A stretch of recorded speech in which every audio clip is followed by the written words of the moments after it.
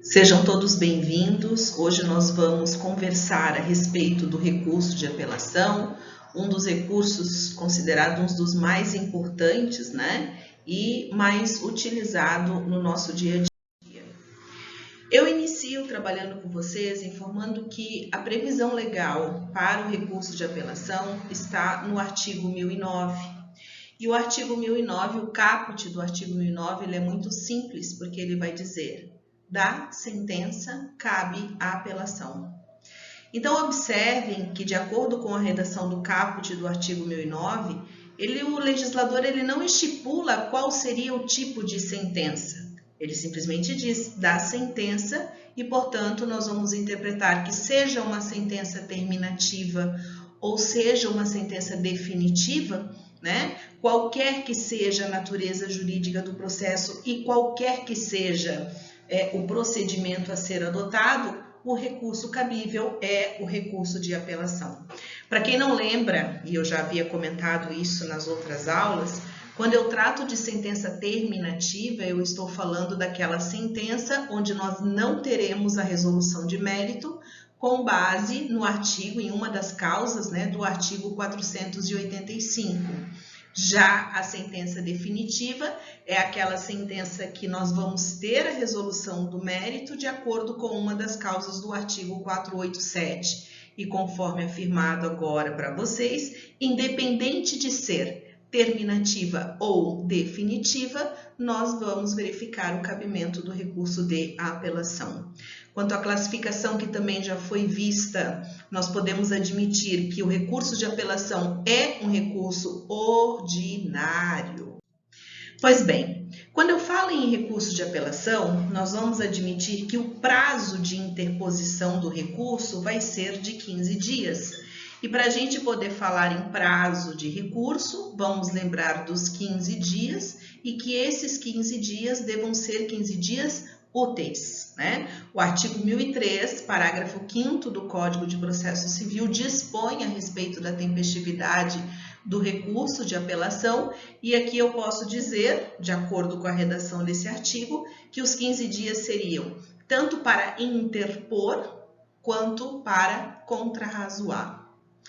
Nós não podemos esquecer que nós vamos encontrar uma previsão na Lei 9.099/95, que é a lei que dispõe a respeito dos juizados especiais estaduais, e lá nos seus artigos 41 e 42 da respectiva lei, nós vamos encontrar um outro recurso quando estiver diante de uma sentença proferida no juizado especial. E esse recurso se chama recurso inominado e, portanto, o prazo de interposição desse recurso inominado vai ser de apenas 10 dias. Uma outra informação também relevante para a abordagem desse recurso inominado é vocês entenderem que, caso haja a interposição de um recurso inominado, nós devemos fazer o recolhimento do preparo do recurso inominado e também o pagamento das custas processuais do processo. E daí vocês poderiam me questionar assim: Marisa, mas no juizado não tem custas, e por que eu preciso agora em âmbito recursal? Exatamente por isso, O juizado especial ele foi criado para poder resolver questões que sejam menos complexas. E pelo fato de ser ações de pequenas causas, nós vamos compreender que a ideia do legislador seria resolver o litígio sem a necessidade de recurso. E, portanto, como são causas menos complexas, poderiam ser resolvidas sem a necessidade de fazer o pagamento de despesas processuais. Agora, se a gente observa a possibilidade de interposição de um recurso inominado, a lei exige sim que o pagamento seja efetuado, não só do preparo, que nós já vimos que o preparo corresponde às despesas do recurso, mas também o recolhimento das despesas do processo. E isso no intuito de impedir, poderia dizer essa palavra, de impedir a interposição de recurso inominado sem fundamento, E automaticamente a pessoa vai pensar duas vezes até que ponto vale a pena protocolar o recurso nominado. Lembrando também que o recurso nominado ele vai ser interposto, ou seja, protocolado perante o juiz de primeiro grau, o mesmo juiz que proferiu a decisão, e ele será julgado, isso é muito importante, anota aí, por uma turma recursal. Tá? O processamento de um recurso nominado ele é um pouco diferente do recurso de apelação. Quando eu falo em recurso nominado, o julgamento acontece perante uma turma recursal que não será composta por desembargadores. Essa turma recursal, ela é um colegiado, certo? Mas as pessoas que compõem esse colegiado da turma recursal são juízes de primeiro grau. Mais uma vez eu digo que o processamento de um recurso nominado, e agora eu estou me referindo ao julgamento dele, acaba sendo diferente por essa situação, né? Por ser uma lei específica que trata de pequenas causas e lá dispõe então a respeito dessa modalidade recursal. Bom, falando da apelação agora, de acordo com o artigo 1010, nós vamos verificar que a apelação ela vai ser protocolada, né, direcionada ao juiz que proferiu a sua própria decisão, só que o julgamento, claro, não vai ser realizado por ele não tem condições de julgar a apelação, porque ele foi quem proferiu a sentença, que é o objeto da apelação, então nós não temos como admitir que ele faça o julgamento, e, portanto, o julgamento, obedecendo à hierarquia dos órgãos do Poder Judiciário, nós vamos observar que será julgado pelo segundo grau, representado pelos nossos tribunais regionais federais e tribunais de justiça. Aqui é importante também destacar que o artigo 1009 é o artigo que dispõe a respeito da regularidade formal, ou seja, quais são os requisitos exigidos para que eu tenha condições de confeccionar um recurso de apelação. Então, eu gostaria que vocês acompanhassem comigo o que diz. A apelação interposta por petição dirigida ao juízo de primeiro grau, sublinha isso, porque é o momento em que eu afirmo que o protocolo vai acontecer perante o juiz, né? Conterá. O que eu tenho que ter? Então, puxa uma caixinha no 1010 e escreva regularidade formal. 1. Os nomes e a qualificação das partes. 2. A exposição do pedido de reforma ou de decretação de nulidade. 2. A exposição de fato e de direito. 3. As razões do pedido de reforma ou decretação de nulidade. E 4. O pedido de nova decisão. Então, aqui, os incisos do artigo 1010 dispõem a respeito da regularidade formal. E daí eu quero dizer para vocês que ainda nesse artigo nós vamos encontrar a conduta a ser tomada por esse juiz de primeiro grau quando recebe o recurso de apelação.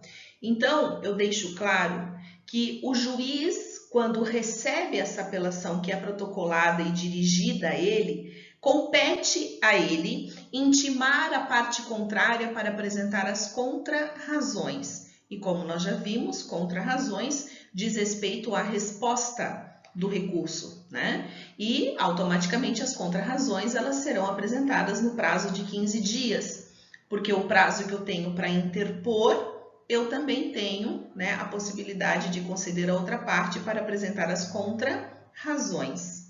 E daí eu quero que você sublinhe o parágrafo 3º do artigo 1010, que diz que a análise dos requisitos de admissibilidade no recurso de apelação será realizado no Tribunal de Justiça, né? Ou no Tribunal Regional Federal. O parágrafo 3º do artigo 1010 dispõe: após as formalidades previstas nos parágrafos 1º e 2º, sublinhou, os autos serão remetidos ao tribunal pelo juiz, independentemente de juízo de admissibilidade. Então, confirmando a minha fala, que dispõe que a admissibilidade passa a ser realizada no Tribunal de Justiça ou Tribunal Regional Federal. Bom, No que tange aos efeitos, que foi um dos assuntos tratados na aula passada, eu vou afirmar para vocês que a regra é que a apelação tenha efeito devolutivo e, de acordo com o artigo 1012, tenha também efeito suspensivo. Preciso que vocês anotem aí em algum lugar que o único recurso previsto aqui no Código de Processo Civil que possui efeito suspensivo automático, ou seja, como regra, é a apelação. Se vocês lerem o caput do artigo 1012, o legislador ele é muito claro dizendo que a apelação terá efeito suspensivo. Essa é a regra da apelação. Professora, eu ouvi a seguinte expressão: a apelação ela possui ambos os efeitos? E eu respondo, sim. Porque quando vocês ouvirem essa expressão que a apelação possui ambos os efeitos, é que nós estamos se reportando ao efeito devolutivo e ao efeito suspensivo. Então, essa é a regra da apelação. O único recurso que possui efeito suspensivo automático, repito mais uma vez, é a apelação.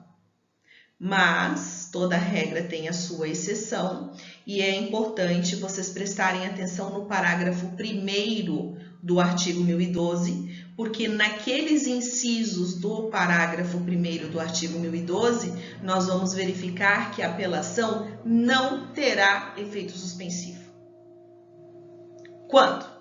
Gente, o principal critério utilizado pelo legislador ao implantar esses incisos do parágrafo 1º é verificar situações em que nós estejamos diante de uma urgência. Ele quer dizer, se você está diante de uma urgência, né, a ideia é que a apelação não tenha efeito suspensivo. Lembrem-se que efeito suspensivo significa suspender os efeitos da decisão enquanto não houver o julgamento do recurso. Então, a regra geral é que tem. Nos casos previstos no parágrafo 1º, não tem. Por exemplo, se eu pretendo recorrer de uma sentença, né, decorrente de uma ação de alimentos. Ora, esse recurso de apelação referente à sentença de alimentos não tem efeito suspensivo. Significa dizer que você vai protocolar o recurso de apelação e aquela decisão que fixou os alimentos definitivos continua valendo normalmente. Ai, Marisa, mas por que isso? Porque nós temos uma disposição legal que está ali no artigo 1012, parágrafo 1º, inciso 3, que diz que da sentença que condena a pagar alimentos não tem efeito suspensivo. Por quê? Né? Vamos entender o porquê. Gente, se suspende a sentença que fixou os alimentos, significa que nós não vamos ter necessidade de pagar alimentos enquanto não houver o julgamento da apelação. Isso não pode acontecer. Portanto, o legislador preocupado com essa situação diz que naquele caso não tem, tá? E depois ele diz nos incisos, né, situações que também não permitem a concessão do efeito suspensivo. Só que calma, tem mais, tá? Tem mais. O que está escrito aqui? Se vocês observarem os parágrafos abaixo, né? Parágrafo 2º, 3º e também o parágrafo 4º, vocês vão verificar, principalmente no parágrafo 4º, que se você estiver diante de uma situação que não tenha efeito suspensivo, aquelas situações que eu acabei me reportando do parágrafo 1º do artigo 1012, se você estiver diante de alguma daquelas situações que não tem efeito suspensivo, mas você pretenda que tenha, peça. Dá uma olhadinha lá no parágrafo 4º do artigo 1012. Nas hipóteses do parágrafo 1º, ou seja, naqueles casos em que a lei dispõe que não tem efeito suspensivo, continuando. A eficácia da sentença poderá ser suspensa pelo relator se o apelante demonstrar, sublinhou, a probabilidade de provimento do recurso ou, portanto, esse ou não é e, é ou, sendo relevante a fundamentação, houver risco de dano grave ou de difícil reparação. Então, observem, gente, que o artigo 1012 ele é um artigo bem completinho. Ele vai dizer, primeiro, no caput, a regra geral. No parágrafo 1º, ele vai estabelecer os casos que não têm efeito suspensivo, ou seja, os casos excepcionais. E depois, no parágrafo 4º, ele vai dizer, se você está diante de uma situação que não tem efeito suspensivo, mas você pretende que tenha, peça.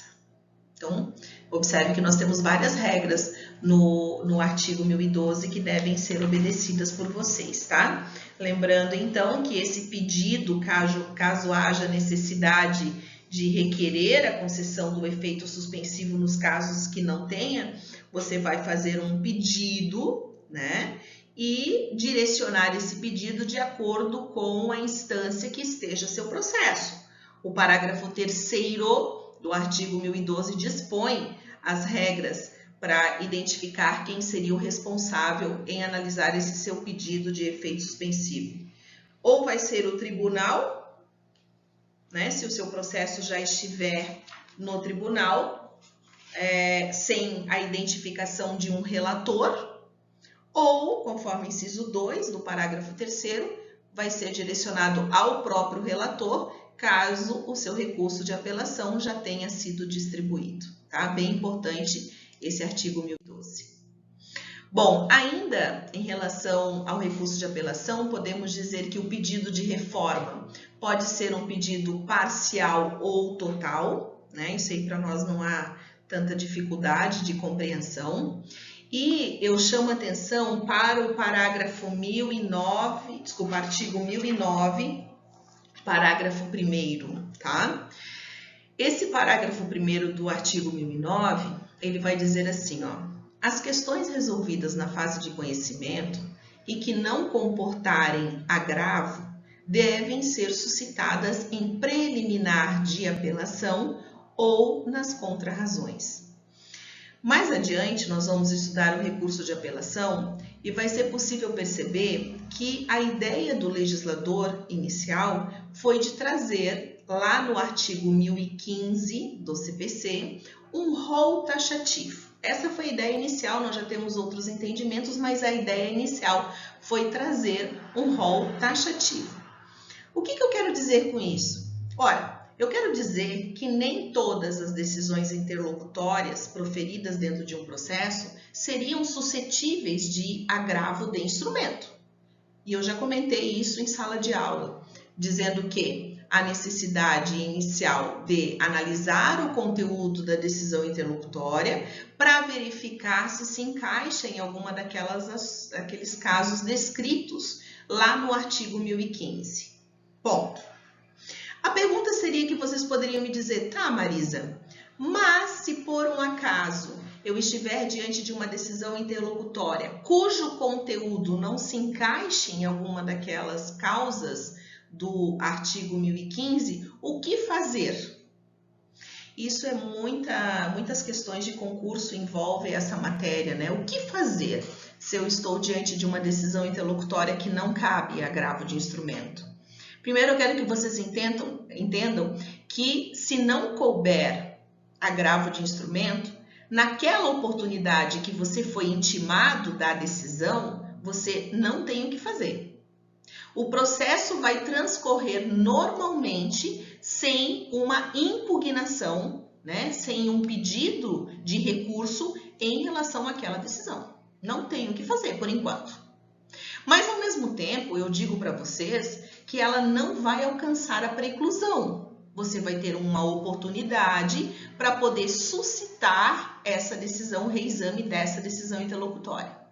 Então, o processo vai tramitar normalmente e lá no final, quando for proferida a sentença, caso você tenha uma sentença não favorável a você, qual seria o recurso? Ora, o recurso de uma sentença, como nós estamos vendo, é o recurso de apelação. Então, você vai confeccionar um recurso de apelação e nesse recurso de apelação você vai criar um tópico, certo? Para arguição de uma decisão interlocutória que não está no seu ponto de vista de acordo. Então, você vai criar um tópico nesse recurso de apelação, preliminarmente, apontar o artigo 1009, parágrafo 1º e discorrer a respeito desse descontentamento da decisão interlocutória. Ah, Marisa, mas já se passaram 6 anos da decisão interlocutória até a data da sentença. E agora, o que eu faço? Não importa. Porque o parágrafo 1º ele é muito claro.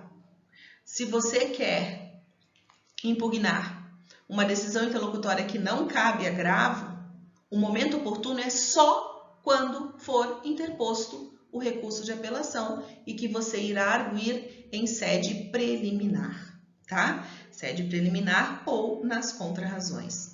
Aí eu acrescento o parágrafo 2º do artigo 1009.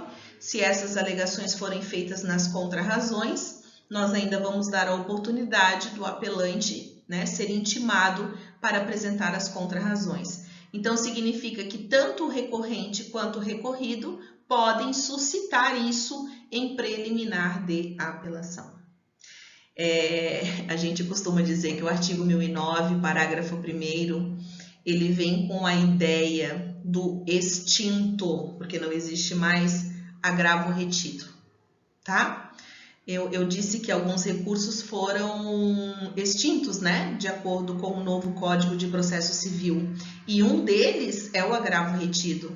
Só que ao compreender esse artigo 1009, parágrafo 1º, eu posso dizer para vocês que ele vem com essa roupagem de agravo retido. Não com essa nomenclatura e nem mesmo como espécie recursal, porque não é uma espécie recursal. Mas a ideia é a mesma do extinto agravo retido. Outro assunto diz respeito ao julgamento de mérito pelo tribunal, artigo 1013, parágrafo 3º, né? O julgamento de mérito pelo tribunal, ele vai ser realizado sempre que o processo estiver pronto para ser julgado. Então, nós não precisamos retornar o processo à origem para que possa ter o julgamento de mérito. Nós temos a possibilidade de fazer com que, se o tribunal já está analisando um determinado ponto, ele já passe a julgar o mérito daquele recurso. É o que muitos doutrinadores chamam de julgamento da causa madura. Se o processo está pronto, né? Pronto para ser julgado, até por uma questão de celeridade, de economia processual, não precisamos fazer com que o processo retorne à origem, né? Então, de acordo com o parágrafo 3º do artigo 1013, o legislador, nas suas respectivas incisos, melhor falando, dispõe as causas que poderia, então, ter esse julgamento de mérito pelo tribunal. Bom, ele fala assim, ó, se o processo estiver em condições de imediato julgamento, o tribunal deve, gostaria que vocês sublinhassem essa palavra, o tribunal deve, no sentido de obrigatoriedade, não no sentido de faculdade, né? Decidir desde logo o mérito quando? 1. Reformar sentença fundada no artigo 485, ou seja, quando houver a reforma de uma sentença terminativa. 2. Quando decretar a nulidade da sentença por não ser ela congruente com os limites do pedido ou da causa de pedir. 3. Quando constatar a omissão no exame de um dos pedidos, hipótese em que poderá julgá-lo. E 4. Quando decretar a nulidade da sentença por falta de fundamentação. Então, nesses casos, não haveria necessidade de retornar o processo à origem, permitindo que o próprio tribunal já realizasse o julgamento do mérito da ação. É importante a gente ter essa percepção aqui.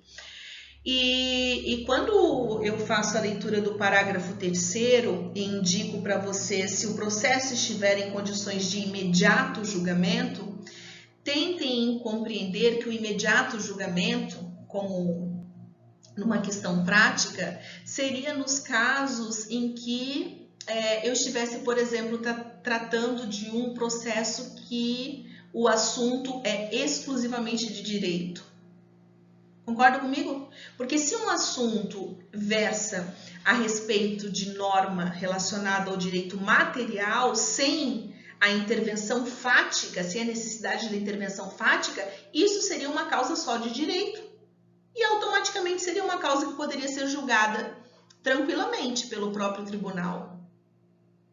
O negócio seria falar de situações, né, de causas em que esteja analisando direito e fatos. Porque se eu estiver diante de uma causa que envolva direito e fato, né, eu estou tratando de uma situação que há necessidade de produção de provas. E a ideia é que se houver a necessidade de produção de provas, não teria lógica o tribunal julgar. Nós teríamos que retornar com o processo na origem para daí sim poder ter o julgamento do recurso. Né? Então, quando ele dispõe no parágrafo 3º, se o processo estiver em condições de imediato julgamento, relacione, né? Claro que toda regra tem a sua exceção, mas relacione, será que aquela ação versa a respeito de questões fáticas e direito ou somente em relações de direito? Tá? Fica a dica aí para vocês.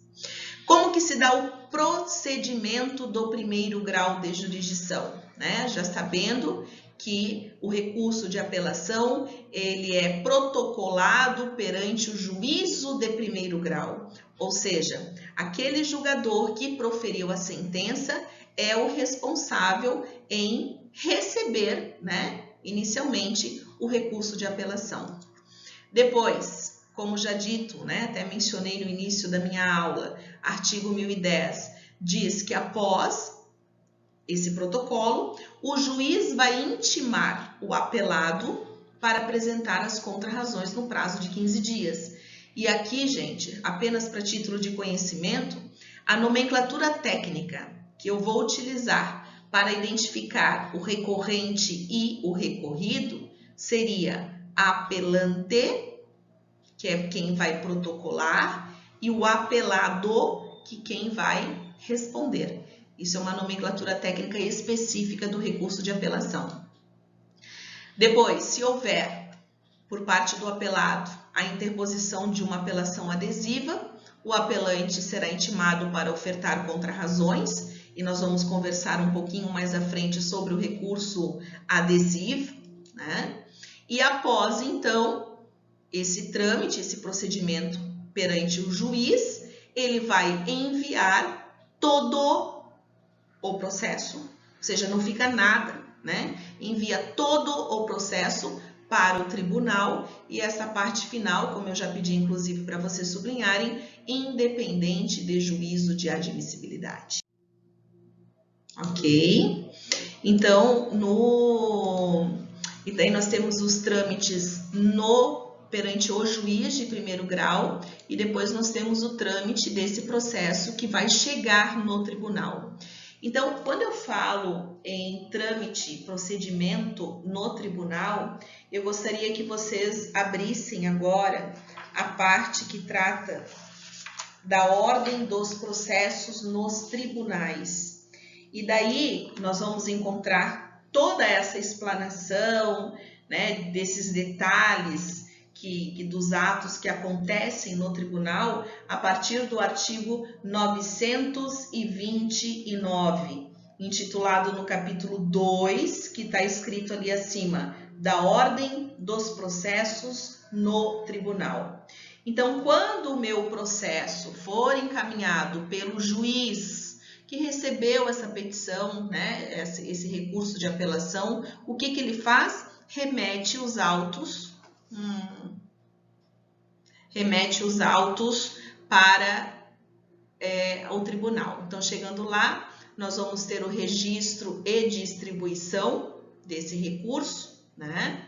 Nós vamos ter o encaminhamento à figura do relator. Esse relator nós podemos dizer que é o julgador que recebe o recurso, é o julgador que vai ter condições de ter esse processo concluído no seu gabinete, é o julgador que vai ter condições de fazer o relatório e, né, caso seja submetido ao julgamento perante os demais julgadores, explanar a causa para os demais julgadores.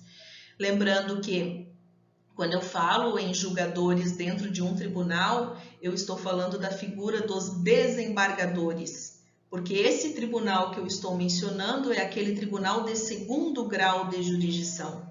Então, ele é composto por desembargadores.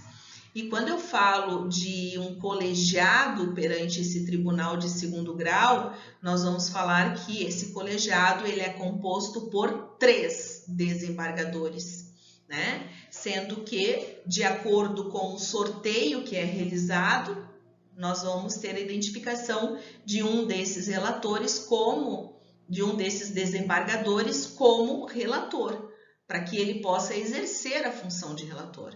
Então, nós vamos ter uma rotatividade conforme a distribuição desses processos, porque nem sempre aquele desembargador vai ser relator em todos os processos. Porque a gente considera que o relator ele tem um trabalho muito árduo, ele estuda o processo, então acaba sendo mais complicado para ele, tá? Então, quando esse relator recebe esse recurso, esse processo no seu gabinete, nós vamos abrir agora o artigo 932, que é um artigo importante, e que esse artigo dispõe a respeito desses poderes que podem ser concedidos pelo relator. E daí ele diz assim, ó, se por um acaso, né, o relator verificar que esse recurso de apelação versa a respeito de alguma daquelas hipóteses descritas lá no inciso 3 e inciso 5 do artigo 932, nós podemos permitir a esse relator que ele decida de forma monocrática. E daí vocês podem buscar o artigo 932 nos incisos 3 e 5 e observar que ele fala, por exemplo, no inciso 3, não conhecer do recurso inadmissível, prejudicado ou que não tenha impugnado especificadamente os fundamentos da decisão recorrida. Inciso 5, ele fala, depois de facultada a apresentação de contrarrazões, dar provimento ao recurso se a decisão for contrária a, e daí dispõe os casos em que ele poderia decidir de forma sozinho. A outra possibilidade, se não for o caso dele decidir sozinho, e na verdade é o que mais acontece nos recursos, ele vai elaborar o seu voto, certo? Para que haja o julgamento do recurso pelo órgão colegiado. E daí sim teremos a reunião dos 3 desembargadores. Posteriormente, então, após ele proferir o seu voto, nós vamos ter o encaminhamento, né, à secretaria, para que possa, então, ser designada a data e a hora do julgamento, lembrando que o responsável em marcar o dia do julgamento é o presidente do colegiado, né? E um daqueles desembargadores que compõem o colegiado atua na função de presidente. O presidente cuida de questões administrativas, de questões burocráticas, do andamento da sessão. Nós vamos também ter, a respeito da publicação, depois de designado o dia e a hora, essa designação tem que ser publicada no Diário da Justiça. E aqui eu só quero fazer uma chamada, né, para que vocês possam verificar o artigo 900, deixa eu só constatar aqui, 935, acho que eu consigo, e eu risco aqui, ó, que o prazo não é 48 horas, está equivocado aqui no slide, deixa eu ver se eu consigo, ó, aqui, só um pouquinho, acho que não, o prazo não é de 48 horas, e sim de 5 dias, tá? De acordo com a alteração do Código de Processo Civil, conforme disposto no artigo 935, tá?